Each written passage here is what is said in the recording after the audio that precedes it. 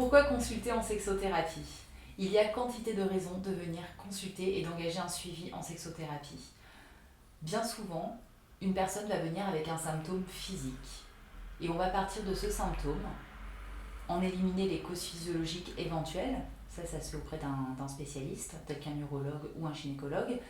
Et une fois que ces causes physiologiques ont été éliminées, avec le sexothérapeute, on va pouvoir aborder toutes les causes psychologiques. Et bien souvent, en remontant, en partant du corps, on va remonter à l'esprit et voir en fait que la cause du symptôme est relationnelle. Le symptôme physique, en fait, est là un petit peu comme un signal pour indiquer qu'il y a quelque chose qui dysfonctionne.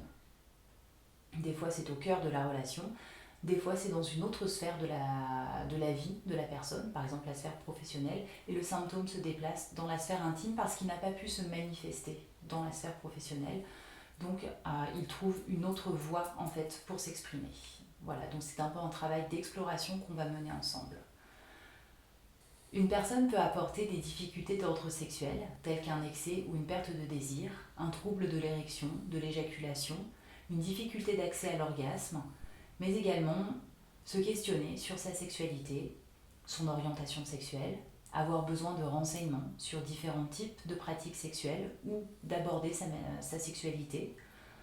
Elle peut aussi rencontrer des difficultés plus personnelles, des problèmes d'affirmation de soi, des angoisses, éprouver des difficultés à faire un deuil, à reprendre confiance ou à travailler son estime de soi, mais également à gérer ses émotions, la relation à son corps ou avoir vécu des traumatismes. Enfin, une personne peut venir avec des difficultés plus interpersonnelles, problèmes de communication, jalousie, des conflits dans le couple, des conflits de négociation également, ou d'apprendre à poser ses limites.